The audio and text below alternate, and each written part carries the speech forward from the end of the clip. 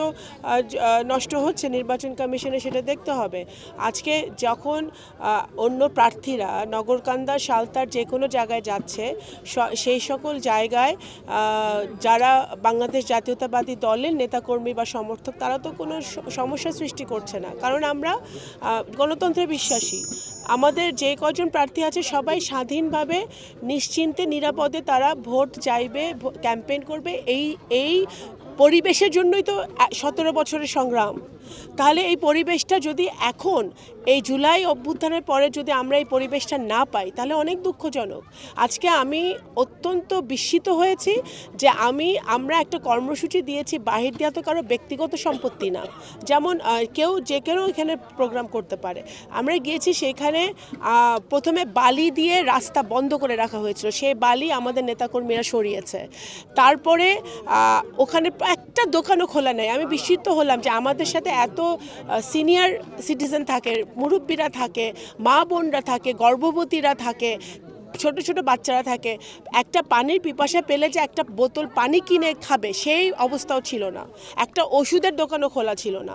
তো সেইটার জন্য এইটা অত্যন্ত অমানবিক কাজ। এই জিনিসটা আমি অনুরোধ করব অন্য প্রার্থীদেরকে যে এই কাজটা আপনারা করবেন না, এবং আমি নির্বাচন কমিশন, রিটার্নিং অফিসার সবার দৃষ্টি আকর্ষণ করব যে এরকম কাজ যেন ভবিষ্যতে না হয়। প্রার্থীর উপরে কোনো অভিযোগ আছে কিনা যে কারা এগুলো করছে? না, আমি কোনো অভিযোগ দিতে চাই না। এখানে কে কোন প্রার্থী এটা সবাই জানে। আপনারা দেখেন নগরকান্দায় MN একাডেমিতে আজকে যে মিটিং হয়েছে, সেই মিটিংয়ে কিন্তু পারমিশন তারা প্রথমে পেয়েছিল না, কারণ সরকারি প্রতিষ্ঠানে পারমিশন দেয় না নির্বাচন কমিশন, এটাই নিয়ম। কিন্তু তারপরেও কিন্তু আমাদের পক্ষ থেকে কোনো সমস্যা ছিল না, বরঞ্চ আমি ব্যক্তিগতভাবে মানে এটা চেষ্টা করেছি যেন তারা কোনো সমস্যা ছাড়া ওখানে প্রোগ্রাম করতে পারে। আমাদের কোনো নেতাকর্মী কোনো ব্যাঘাত ঘটায় নাই, কোনো কিছু করে নাই। কিন্তু আমার কাছে এটা কিন্তু আমি মনে করি যে এটা লেভেল প্লেইং ফিল্ড বিনষ্ট হচ্ছে, এবং আমি আগামী যে কয়দিন আছে 12 তারিখ পর্যন্ত আমি নির্বাচন কমিশনকে জোর অনুরোধ জানাবো, রিটার্নিং অফিসারকে বলবো যে তারা যেন এটা দৃষ্টিগোচর করে। কারণ আজকে বালুর বস্তা ফেলে মানে রাস্তা বন্ধ করে রাখবে, সেটা তো আওয়ামী লীগ করেছে ফ্যাসিবাদের সময়, যখন বেগম খালেদা জিয়ার বাড়ির সামনে বালি ফেলে।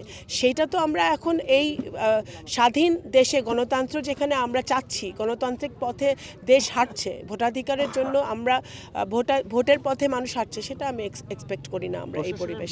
কোনো প্রশ্ন আছে কিনা? প্রশাসন ভালো ভূমিকা রাখছে, প্রশাসন নিরপেক্ষ আছে। প্রশাসন যেখানে যেই কমপ্লেইন আমরা পাচ্ছি, যদি কোনো আমরা অসঙ্গতি দেখি, আমরা সেটা প্রশাসনকে জানাচ্ছি, প্রশাসন সেটা দেখার চেষ্টা করছে নিরপেক্ষভাবে।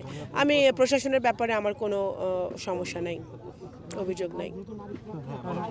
ঠিক আছে। পরিকল্পনা আছে নারীদের নিয়ে, আপনার সামনে কি পরিকল্পনা আছে? নারীদের উন্নয়নে কি পরিকল্পনা?